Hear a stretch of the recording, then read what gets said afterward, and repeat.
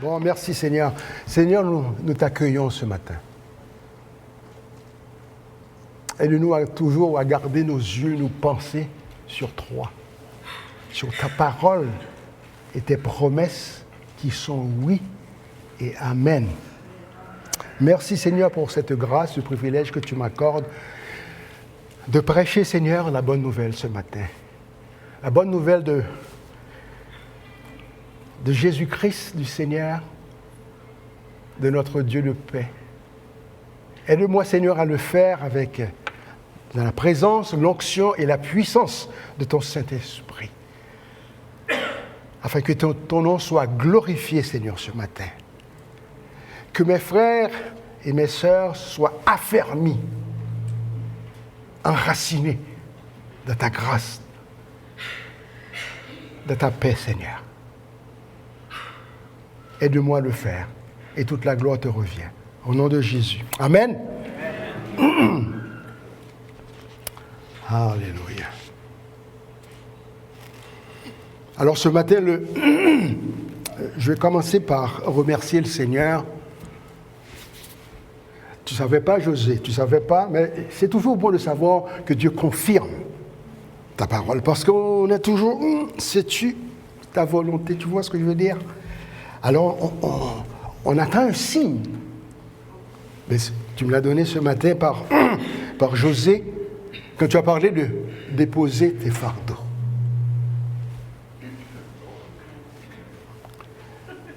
Déposer nos fardeaux. Alléluia. Merci Seigneur.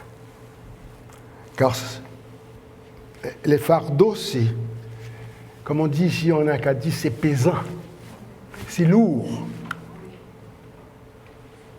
Alors c'est bon Seigneur, ce matin je veux te déposer mes fardeaux à tes pieds.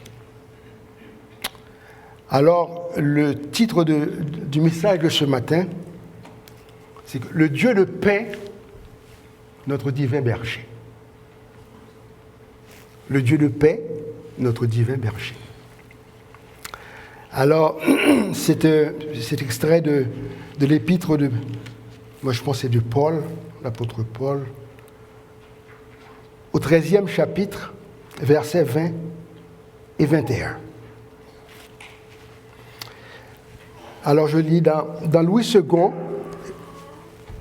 ça se dit que le Dieu de paix, le prince de la paix, qui a ramené d'entre les morts le grand berger des brebis par le sang d'une alliance éternelle, notre Seigneur Jésus-Christ, nous rende capables. Nous rende capables. À bon entendeur, nous rende capables de toute bonne œuvre pour l'accomplissement de sa volonté. Qu'il fasse en nous ce qui lui est agréable, par Jésus-Christ, auquel soit la gloire au siècle des siècles.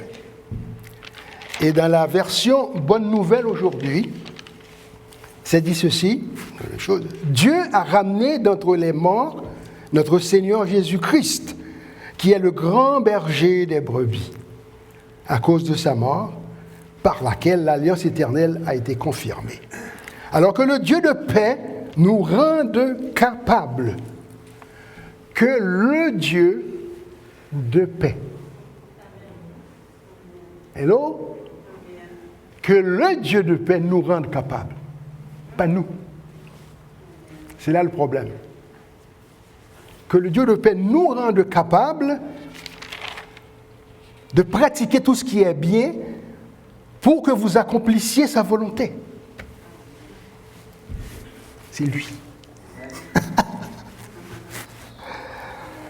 Et que lui, encore lui, qu'il réalise en nous, par Jésus-Christ, notre Seigneur, ce qui lui est agréable. Donc à Jésus-Christ soit la gloire pour toujours. Amen.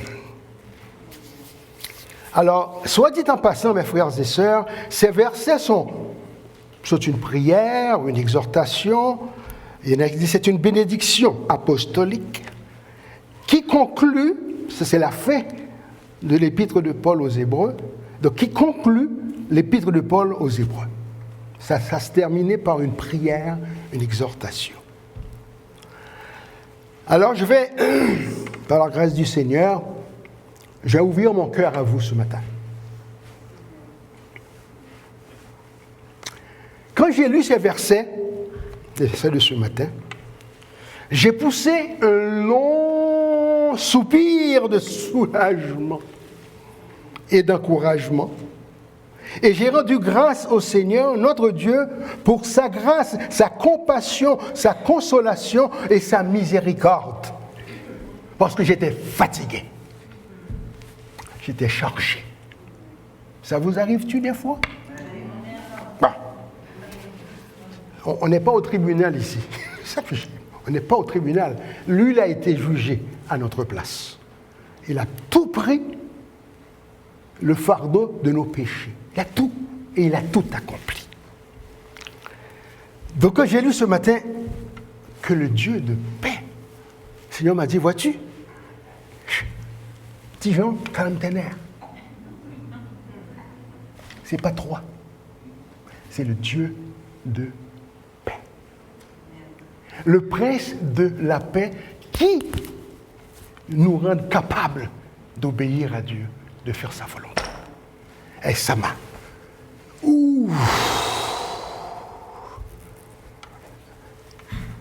Et il m'a fait la grâce de répondre volontiers, par le oui, à son invitation. Il y a une invitation que je vais partager avec vous. Cette invitation du Seigneur date de 2000 ans. Et l'invitation est toujours d'actualité. Il nous invite. Il nous invite. Et c'est Seigneur Jésus lui-même. Et c'est ses paroles. Il dit, venez à moi, vous tous qui êtes fatigués et chargés. Je vous donnerai du repos. C'est ça que j'avais besoin. Et tant qu'on va être sur cette terre, on aura toujours besoin. Parce que notre chair, on veut toujours, je vais faire,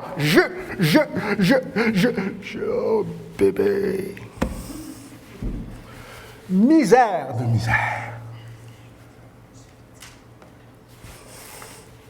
Il dit, venez à moi, vous tous qui êtes fatigués et chargés, je vous donnerai du repos. Parce que sinon, c'est un fardeau. Oh, oh, oh. Il dit, prenez mon joug, c'est le Seigneur qui parle. Il dit, prenez mon joug sur vous et vous recevez mes paroles, mes instructions. N'aie pas peur, car je suis doux et humble de cœur. Ça, c'est Jésus qui nous parle. Notre Seigneur dit, je suis doux et humble de cœur. Viens avec ton fardeau. Parce que je sais que tu n'es pas capable, n'est-ce pas, de le porter. Ça peut durer des années, ça. Alors viens à moi tel que tu es, avec ton fardeau. Et vous trouverez le repos pour vos âmes. C'est ça qu'il nous offre ce matin. On a besoin d'être en paix, la paix.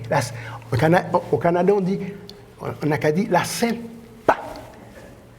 La vraie paix, c'est lui qui nous la donne. On ne peut pas vivre la vie chrétienne par nos propres forces. Si tu le crois, à un moment donné, tu vas te rendre compte, ouf, les points d'interrogation, là, tu n'es pas capable. C'est tannant, c'est fatigant. Alors ce matin, alors si il y a quelqu'un ici ce matin, ce n'est pas une question d'accuser, c'est d'ouvrir nos cœurs. Donc si vous êtes dans cette situation, le Seigneur t'invite, il dit, viens à moi, je vais te donner le repos pour vos âmes. Sans ce repos-là, oublie ça. Tu fais dur, tu souffres, tu ne peux rien faire. Tu vas te lamenter, mais tu vas... Quand il dit, et encore dans son invitation, car mon joug que je mets sur ton cou, il est doux. Et mon fardeau est... Es-tu sûr? Mon fardeau est léger. Alors Seigneur, merci. Alors si vous êtes dans cette situation-là, alors ce message, c'est à vous. Et le Seigneur, inquiétez-vous pas, il connaît nos cœurs. Il ne nous compare pas comme on fait nous autres, les uns aux autres. Non. On est tous dans son bateau. Et c'est lui le grand capitaine. Bon. Alors quand j'ai lu ça, oui, j'ai dit, Seigneur, merci, mon bon berger. Tu es mon sauveur, tu es mon Seigneur. Merci pour cette invitation-là, à laquelle je dis, oui Seigneur, j'accepte, merci, volontiers, ton invitation. Est-ce que vous me suivez? Alors, mes bien-aimés, la vie chrétienne, soyons honnêtes, qui est la vie de Christ. La vie chrétienne, c'est la vie de Christ, pas ma vie. C'est sa vie. Wow. On est-tu capable de vivre la vie de Christ par nous-mêmes? Moi, je ne suis pas capable. Et puis le Seigneur le sait de toute façon. Il n'est pas là ici pour nous juger, il est ici pour nous encourager. Il connaît nos cœurs, il connaît nos pensées, il sait tout. Il sait même ce qu'on va faire. Donc alors, il dit, venez à moi. Moi, je vais vous aider à vivre ma vie. Par mon Saint-Esprit qui est en vous. C'est lui, la troisième personne de la Sainte Trinité. Son nom, c'est le Saint-Esprit. Donc, et la vie chrétienne, mes amis, c'est un combat. C'est un conflit quotidien entre notre chair et notre esprit.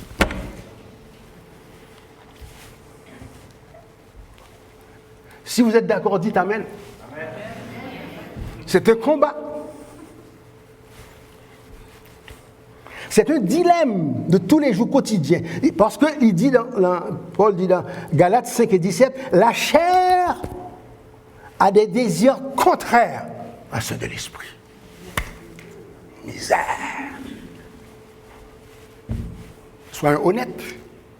Dieu le sait. Il le sait. Mais c'est quoi? Reconnaissons-le lui.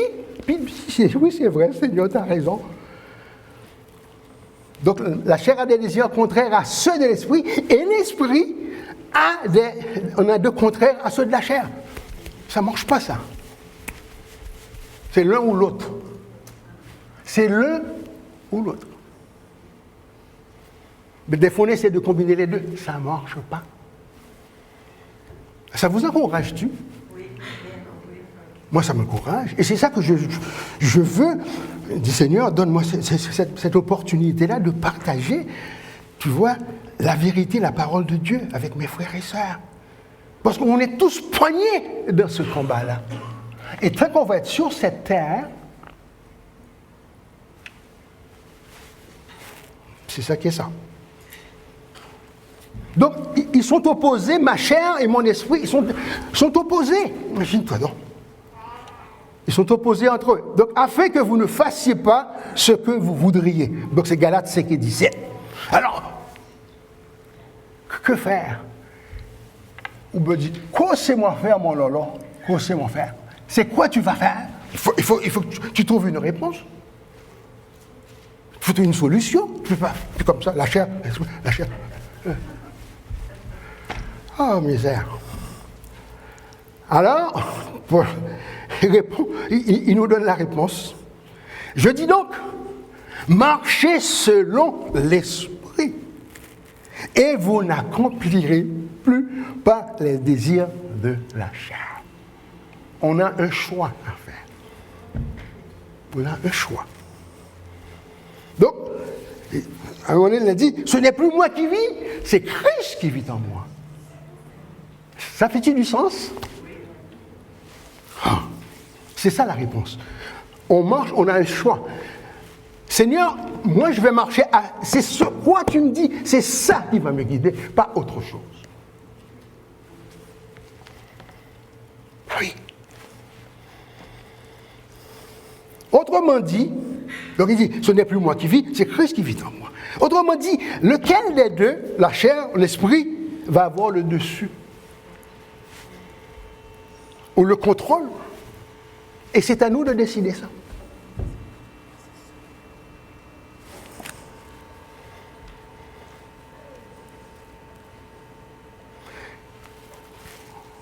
Ah oui, il y avait quelque chose là.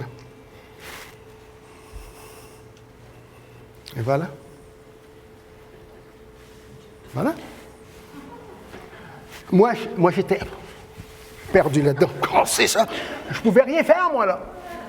Frère Jacques, vois-tu, là? Soyons vrais. Soyons vrais. On a besoin les uns des autres. Merci, frère Jacques. Ouais. Donc, c'est quoi les deux qui va avoir le contrôle de notre vie? Alors, quand nous marchons selon la chair, nos désirs, notre agenda, touche pas à mon agenda. Touche pas à mon agenda. Et, frères et sœurs, soyons honnêtes, on a tous notre petit agenda. On ne le dit pas à personne, mais le Seigneur le sait. On ne peut rien lui cacher. Bon. Quand nous marchons selon la chair, nous sommes aveuglés. On est limité. Même si tu as un quotient intellectuel d'Albert Einstein, tu es limité. Dans le monde spirituel, tu es limité. Donc notre petit cerveau est limité quand on décide de marcher par la chair. Alors quand on fait ça, qu'est-ce qui se passe? Qu'est-ce qu'on fait? On tourne en rond.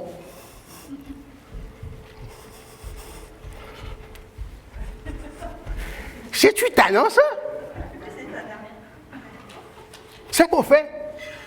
Et ça peut durer longtemps, ça. On tourne en rond comme les Israélites. Les Israélites dans le désert de Judée.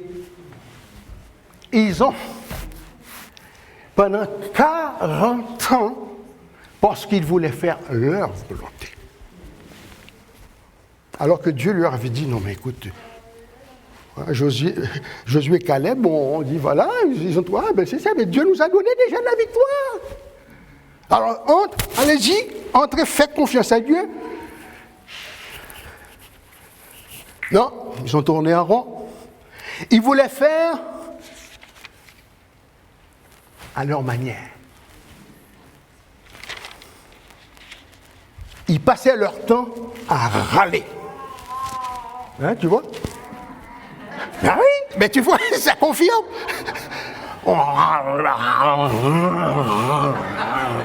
Mais oui, on est tanné. On tourne en rond. Puis le temps passe.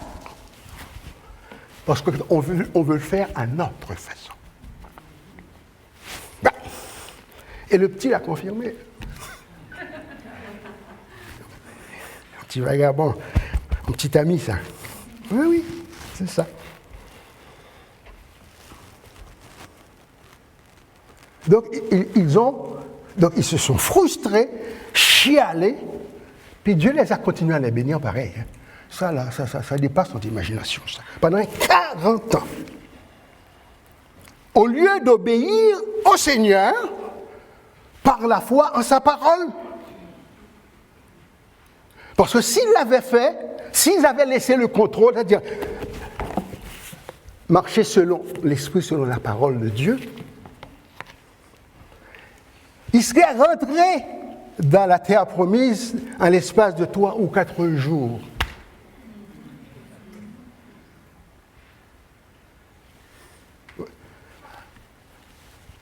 Parce qu'ils voulaient faire à leur façon, ça a duré 40 ans.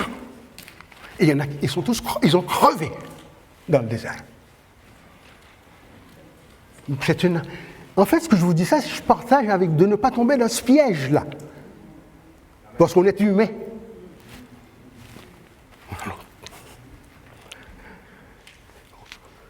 S'ils avaient obéi au Seigneur, ils seraient rentrés dans la terre promise dans l'espace de 3 ou 4 jours. Aïe, aïe, misère de misère. Et, frères et sœurs, c'est ce qui risque de nous arriver. Ça ne veut pas dire que tu as perdu ton salut, là. Non, ça n'a rien à voir avec ça. Jésus nous a sauvés, il a payé le prix, on est sauvés, on est ses enfants. Point final. Donc, il n'y a pas de... Mais, on risque à ce moment-là de faire comme les Israélites, parce que notre théologie, ou je ne sais pas quoi, c'est ça que ça nous enseigne.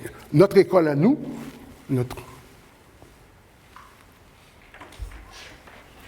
Alors, imagine, ça peut nous arriver à nous, les chrétiens nés de nouveau par la foi en Jésus-Christ, nous sommes sauvés, mes amis. Et en son œuvre, donc, tu vois, nous avons mis confiance au Seigneur, nous avons mis confiance dans son œuvre expiatoire, rédemptrice, parfaite qu'il a accomplie sur la terre. C'est à nous, ça. C'est à nous. Il l'a gagné pour nous déjà. C'est fait. Et ce n'est pas d'ajouter ton petit je ne sais pas quoi. Oui, c'est ça. Il l'a accompli pour nous sur la croix du Calvaire, et il a fait de nous les enfants de Dieu. Nous sommes justifiés par sa grâce, nous sommes pardonnés, nous sommes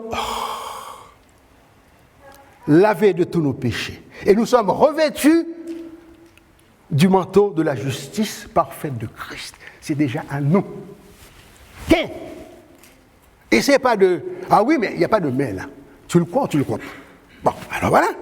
Donc, faisons attention de ne pas tomber dans ce piège. Bon. Qui plus est, mes amis, le Seigneur, le Prince de la paix, il nous a permis,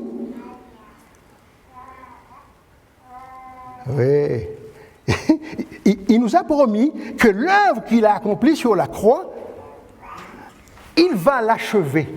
Et là, ce que lui, il a commencé, il va l'achever. On le croit-tu? Sinon, misère de misère. Il va l'achever pour le jour de Christ. Alléluia. Philippiens 1,6. Qui plus est encore, il nous rassure que c'est lui, le Seigneur, qui produit en nous le vouloir et le faire. Oh, selon son bon plaisir. On le croit-tu?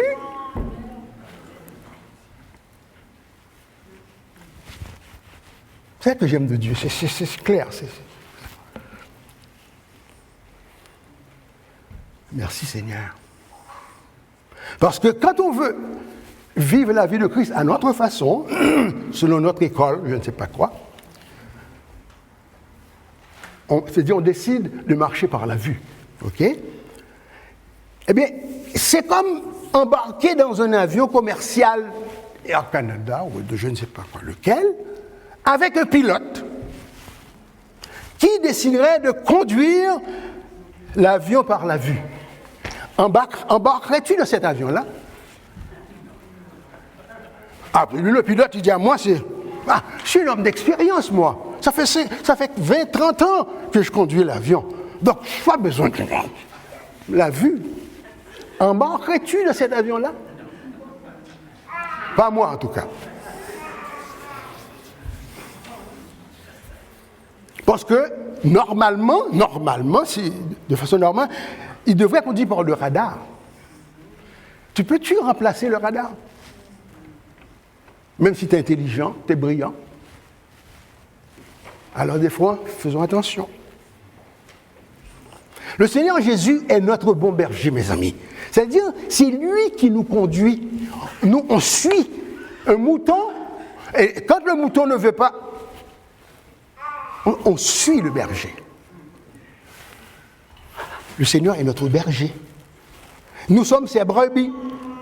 Et pour lesquels il a donné sa vie sur la croix du Calvaire. Donc, ce faisant, il a assumé et pardonné tous nos péchés. En échange de sa justice parfaite. Donc, il a pris nos péchés, puis il nous a donné. Tu parles de... C'est pas un bargain, ça. Il a pris nos péchés, puis il nous a donné sa grâce, sa justice qui est parfaite. 2 Corinthiens 5, 21. Est-ce qu'on le croit?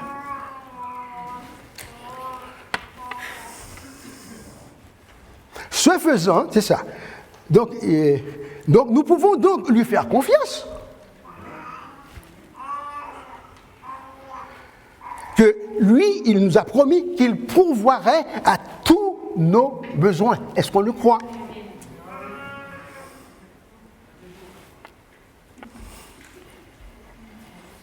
Selon sa richesse, avec gloire en Jésus-Christ. Donc nous pouvons aussi croire qu'il nous conduira dans des verts pâturages. C'est le bon berger, c'est sa job à lui, c'est pas la nôtre. On a juste le suivre. Il tourne à droite, tu tournes à droite, à gauche. Parce que c'est lui le berger, le bon berger. Et il est tout puissant, il sait tout. Donc on n'a rien à craindre avec lui. Nous pouvons aussi croire, c'est ça, qu'il nous conduira dans des verts pâturages et qu'il nous accompagnera, qu'il nous transformera à son image dans la fournaise de nos épreuves.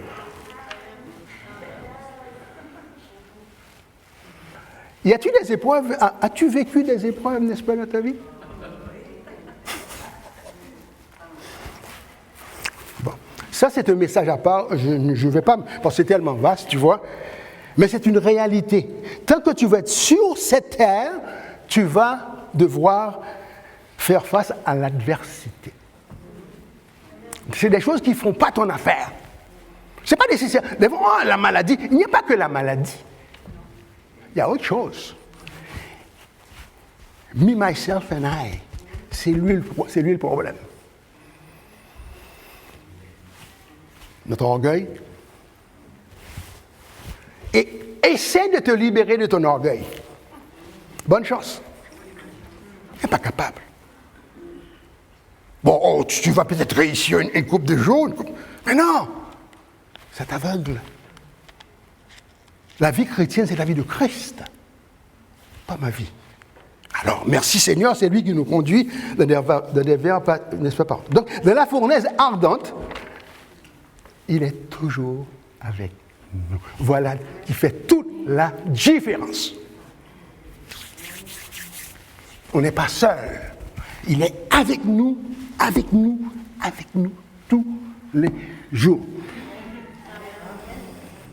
Et ça, oui, parce qu'autrement, c'est plate.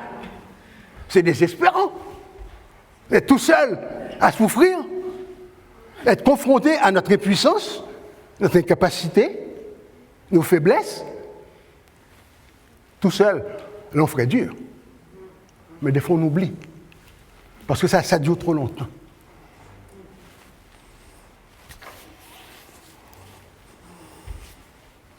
Donc, il est avec nous, comme il était avec Shadrach, Meshach et Abednego. Ils étaient dans la fournaise. Nebuchadnezzar dit, on va aller brûler ces gars-là, on va faire, n'est-ce pas, des barbecues. Ah oui. Sauf que, Mané, après quelques heures, il est allé, bon, je vais voir qu'est-ce que les barbecues, ces petits Hébreux, ces petits Juifs là, les barbecues. Sauf qu'ils ont vu une quatrième personne. Il n'était pas seul. Et ça, c'est avant la croix, ça. Plusieurs siècles avant.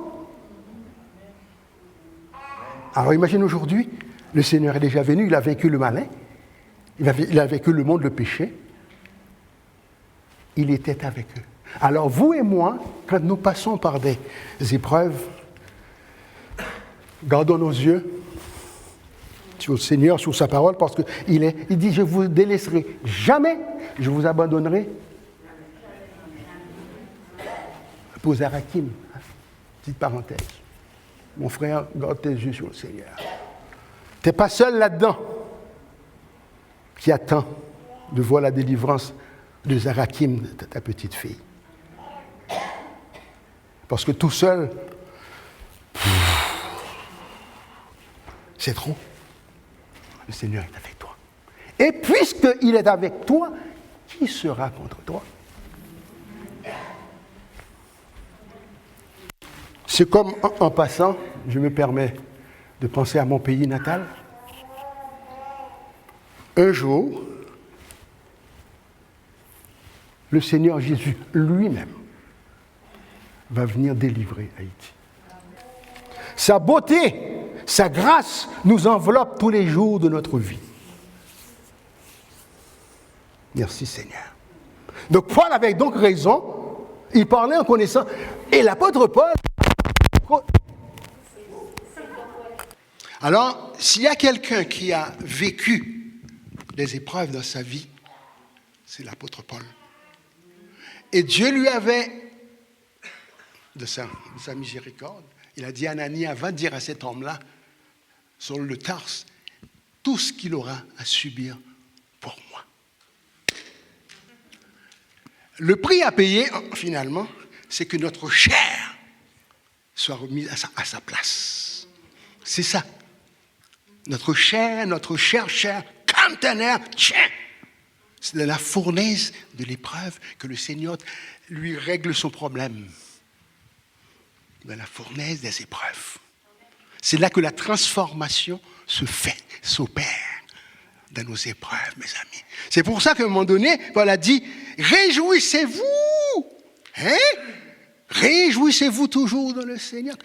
Quoi? Réjouissez-vous. Mais oui, il l'a dit d'ailleurs, je crois que c'est dans Jacques,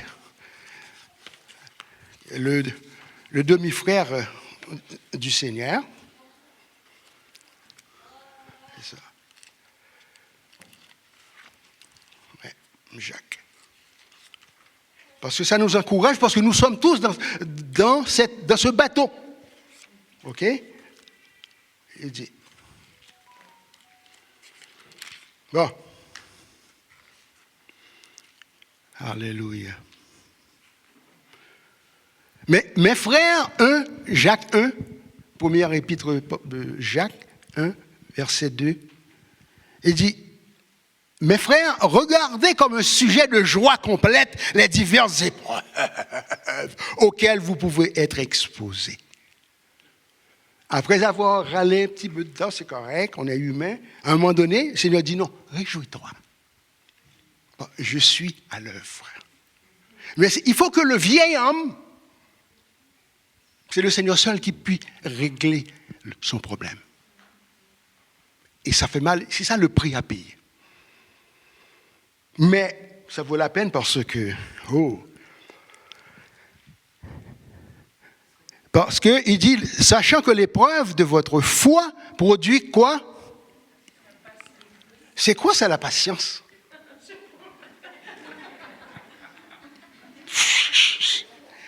Oh, cette patience pour prier pour nous. C'est Dieu seul, c'est lui seul. Laissez-le faire son ouvrage.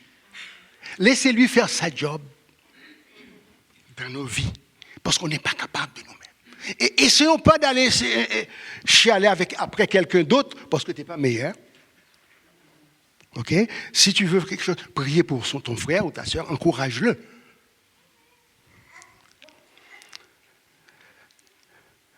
L'épreuve de notre foi produit la patience. Mais il faut que la patience accomplisse parfaitement son œuvre, afin que vous soyez parfaits et accomplis sans faiblir en rien. Donc, alors voilà. Que le Dieu de paix nous rende capables de pratiquer ce qui est bien, pour que vous accomplissiez sa volonté, et qu'il réalise en nous, par Jésus-Christ, ce qui lui est agréable. Donc c'est Dieu seul, le Saint-Esprit, c'est sa job, c'est son ministère. C'est un de ses ministères. D'abord, son grand ministère, c'est de glorifier Jésus en tout et partout. Ça, c'est le ministère du Saint-Esprit. Mais pour nous, c'est lui, il nous dit non. Si vous le laissez faire, garde toujours tes yeux sur lui, il va te faire passer à travers n'importe quoi. Quelle que soit l'épreuve. Amen. Autrement dit, c'est le Saint-Esprit, c'est ça. En nous, qui seul peut et veut accomplir la volonté de Dieu, de Jésus, en tout et partout de notre vie. C'est lui. C'est lui, ça, son ministère. C'est Dieu. C'est pas n'importe qui, ça. Notre Seigneur, notre Sauveur. Donc, apprenons à le connaître. Apprenons le Saint-Esprit, la troisième personne de la Sainte Trinité. Apprenons à le découvrir. C'est qui es-tu, toi, Saint-Esprit? Oh, je connais ta gloire, tu es puissant, tu es... Mais est-ce que je te connais vraiment? C'est là que le Seigneur veut nous amener, cette étape-là, à le connaître personnellement et intimement. Ça va transformer notre vie chrétienne qu'on ne peut pas imaginer. Ça prend du temps, mais il faut d'abord reconnaître que sans lui, je ne peux rien faire. Je tourne en rond, je réchauffe les bancs, puis c'est tout. Je fais des choses. Non, c'est lui.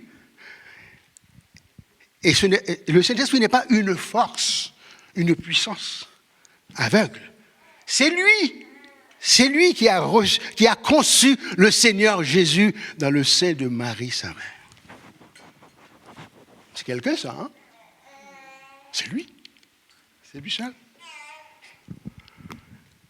Et c'est lui qui l'a baptisé, qui l'a rempli dans le Jourdain. C'est lui qui vint et a permis à Jésus d'exercer son ministère messianique. Sans le Saint-Esprit, Jésus ne pouvait... Imaginez-vous donc.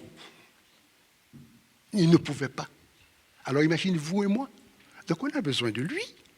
Apprenons à le connaître. Seigneur, révèle-toi à moi. Tout vois-tu? Ah oui. Parce que c'est lui qui va nous faire justement tous les plans de Dieu pour notre vie. C'est grâce à lui. C'est lui qui va le faire à travers nous. Quand on lui dit, merci Seigneur.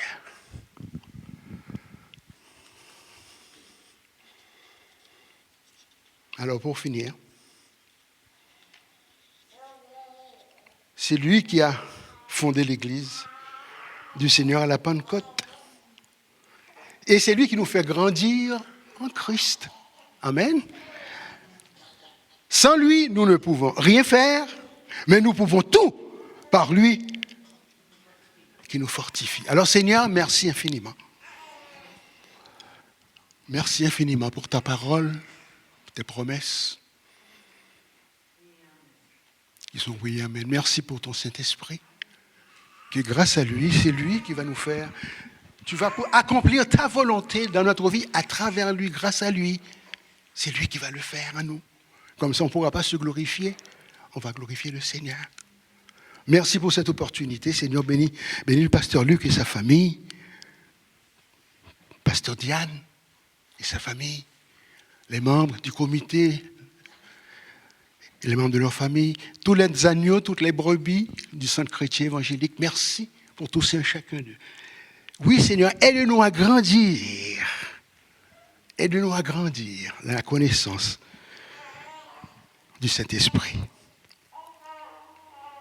Et Seigneur, nous te donnons toute la gloire. Merci, c'est ça. Là, on peut se reposer dans tes bras. On peut continuer à œuvrer, bien entendu, mais toujours à travers et par la puissance de ton Saint-Esprit. Merci Seigneur. Au nom de Jésus. Amen.